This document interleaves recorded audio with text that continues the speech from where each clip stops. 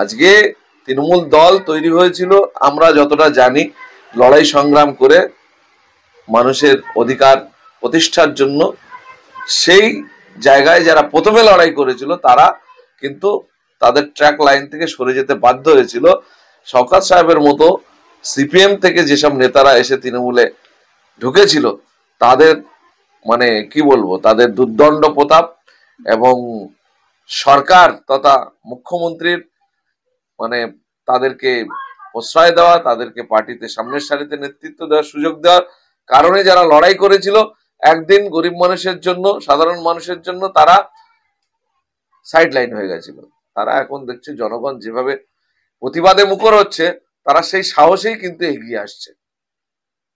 একদিকে আমরা দেখতে পাচ্ছি যে ভাঙড়ের পুরনো নেতারা তারা শওকত মোল্লার বিরোধিতা করছেন, আরেকদিকে তানারী বিধানসভার মধ্যে তানারী পঞ্চায়েত সমিতির সদস্য বিরোধিতা করছেন। আরেকদিকে দেখতে পাচ্ছি তিনি ফুরফুরা দরবারের শরীফের পীরজাদাদের সঙ্গে তার বনিবনা হচ্ছে না।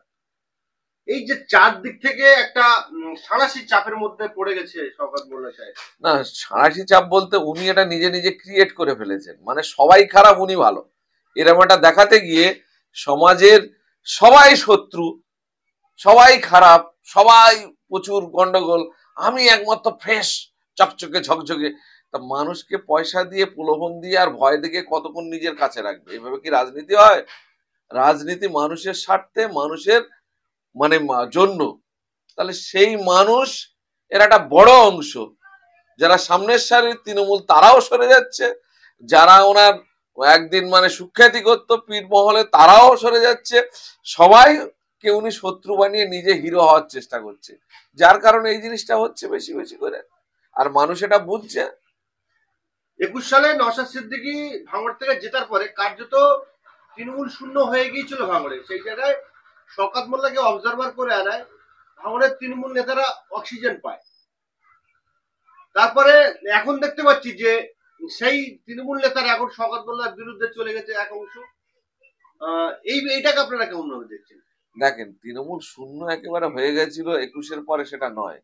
21-এর পরে বরঞ্চ নওশাদ ভাইজান জেতার পরে নওশাদ ভাইকে ভেতরে ঢুকতেই দেয়নি, বিধানসভাতে 2 বছর ঢুকতে দেয়নি, এরকম করেছে, অমানবিক অত্যাচার চালিয়েছে।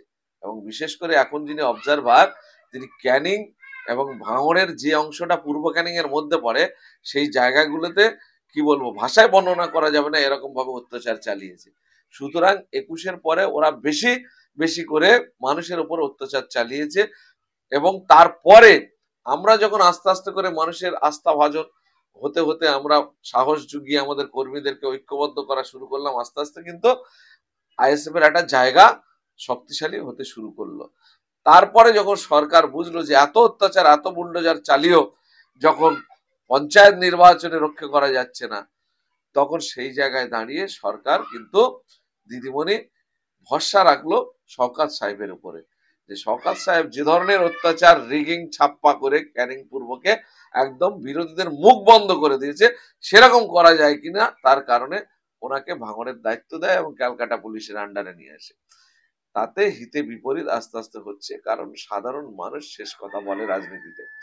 সাধারণ মানুষ বুঝছে এবং পার্টির মধ্যে যারা সাধারণ কর্মী থাকে তারাও কিন্তু একটা ফ্যাক্টর।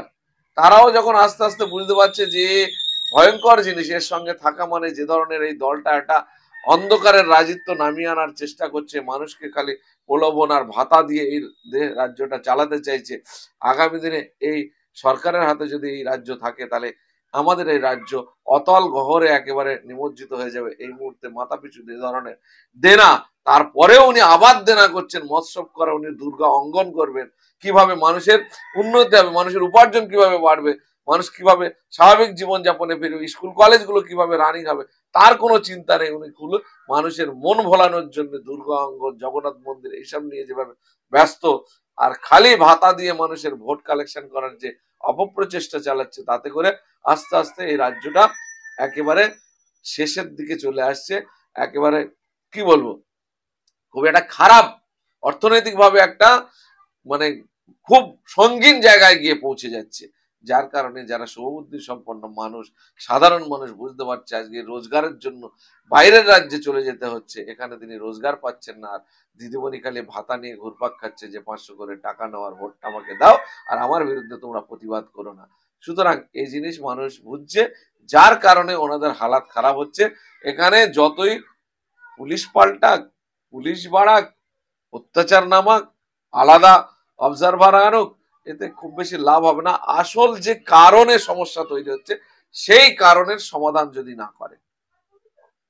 এই আরাবুল ইসলাম এবং কাইজার আহমেদ সহ ভাঙড়ের এক ঝাঁক তৃণমূল নেতা পঞ্চায়েত ভোটের সময় শওকত মোল্লার সঙ্গে ছিলেন। এখন তাদের সঙ্গে সম্পর্ক নিম্নতলে এসছে। এখন আরাবুল কাইজার আলাদা হয়ে গিয়ে তারা শওকত মোল্লার বিরুদ্ধে কথা বলছেন। কিন্তু ভাঙড়ে যে পঞ্চায়েতে উভয় দলের 9 জন মানুষ খুন হয়েছে সেই সমস্ত দায় কিন্তু রাজ্জাক মোল্লা, ইভেন রাজ্জাক মোল্লা খুনেরও দায় কিন্তু শওকত মোল্লার ঘাড়ে চাপাচ্ছেন এবং সমস্ত অশান্তির জন্য শওকত মোল্লাকে দায়ী করছেন কাইজার এবং আরাবুল ইসলাম। এটাকে আপনি কেমন ভাবেন? যারা এখন বলছে এরা কিন্তু ধোয়া তুলসীর পাতা নয়, আর এদের সঙ্গে যারা আছে তারা কিন্তু আইএসএফ কে কোনোদিন সমর্থন করেনি। আইএসএফ বাড়ুক, আইএসএফ লড়াই সংগ্রাম এগিয়ে যাক, তারা কোনোদিন চায়নি। এরা নিজেদের মধ্যে খেয়েই ভাগাভাগি নিয়েই হচ্ছে। আর কথা হলো গিয়ে, যখন শওকত মোল্লার নেতৃত্বে মার্ডার খুন যখন হচ্ছিল, তোমরা যদি সাধু পুরুষ হবে তোমরা তখন প্রতিবাদ করনি কেন? আজকে তোমাদের বনিবনা হচ্ছে না, ভাগ বটাওয়ারা নিয়ে গন্ডগোল হচ্ছে, আজ তোমরা এর বিরুদ্ধে ওর বিরুদ্ধে বলছো।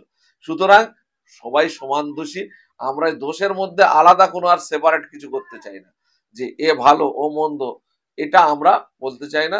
উভয় সমান দোষী আমি মনে করি। যারা বলে অন্যায়কে সমর্থন করে, আর অন্যায় যে করে আর অন্যায় যে সমর্থন করে, সমান দোষী হয়। সুতরাং তখন খুন যখন মার্ডার, ক্যানিং থেকে গাড়ি আসছে, অস্ত্র আসছে, তোমরা জানতে না? তোমরা তো তাদের মদত দিয়েছো, তোমরা তো সহযোগিতা করেছো। এই ধরনের অত্যাচার, যে বর্বরিত অত্যাচার এখানে ভাঙড়ের বুকে হয়েছে, নমিনেশন বন্ধ করে দেওয়া হয়েছে বিরোধী দলের, তোমরা তো তার সঙ্গে ছিলে বাবা, তোমরা তো সমান ভাগিদার। সুতরাং আজকে তোমাদের ভাগ বাটার প্রবলেম বলে ভাগাভাগি হয়ে যাচ্ছ, কিন্তু তোমাদের ভোট বা তোমাদের তৃণমূল লোকজন তো আমাদের দিকে আসছে না, সেইগুলো তো ঠিক জায়গায় আছে। সুতরাং ওদের নিজেদের খেয়ের বিষয় এটা চলছে, নিজেদের ভাগ বাটোয়ারার বিষয় চলছে। শওকত মোল্লা এককভাবে লুটের সাম্রাজ্য বানাতে চাইছে, যার কারণে এদের গাত্র দেওয়া হচ্ছে। এই নিয়ে গন্ডগোল, আলাদা সেপারেশন, এতে আলাদা করে বলার কি আছে? ভাঙড়ে বিধায়ক আপনাদের, সেই জায়গায় বছর ঘুরলেই পঞ্চায়েত ভোট, এই বছর ঘুরলে বিধানসভা ভোট। তো এই আবহাওয়াতে আপনারা কতটা সুবিধাজনক জায়গায় চলে গেলেন বা চলে যেতে চলেছে? দেখেন, সাধারণ মানুষ রাজনীতিতে শেষ কথা বলে, আবার বলছি, ওরা যে খুনি মারামারি খেয়ে যে করছে, এটা মানুষ ভালো চোখে নিচ্ছে না, বিশেষ করে ভাঙড়ের মানুষ। কারণ যে দলের কর্মী সমর্থক নেতারা এক জায়গায় বসে মিটিং করে বাড়ি যাওয়ার পথে আর একজন নেতাকে মার্ডার করে দিতে পারে, সেই দলের প্রতি মানুষ কত ভরসা রাখতে পারে? কোনোদিনই রাখতে পারে না। তারপর সেই নেতা আবার প্রকাশ্যে বলছেন আরো 5টা মার্ডার হলে হতে পারে। তাহলে এই জিনিসটাকে ভাঙড়ের মানুষ ভালো চোখে নিচ্ছে না। এই ওপর থেকে কিছু নেতা চাপিয়ে দিয়ে ভাঙড়ের মানুষকে বাইরের সমাজে যে একটা সবসময় কলঙ্কিত ভাব দেখানোর যে অপপ্রচেষ্টা চলছে, এটা আগামী দিনে বন্ধ হোক। ভাঙড়ের আপামর মানুষ কিন্তু শান্তিপ্রিয়। ভাঙড়ের মানুষ যে ভালো কাজ করতে পারে, ভাঙড়ের মানুষ যে উজ্জ্বল দৃষ্টান্ত তৈরি করতে পারে, সেটা নওশাদবার হাত ধরে রক্তদান শিবিরের মধ্য দিয়ে পশ্চিমবঙ্গে রেকর্ড করে দেখিয়ে দিয়েছে যে ভাঙড়ের মানুষ ভালো কাজ করতে পারে। শুধু নেতাদের অশুভ চিন্তা ভাবনার কারণে, অসৎ চিন্তা ভাবনার কারণে, ব্যক্তি স্বার্থ চরিত্রার্থ করার যে মানসিকতা, তার কারণে আজকে ভাঙড় কলঙ্কিত হচ্ছে। এটা কিন্তু ভাঙড়ের মানুষ চায় না। ঠিক আছে।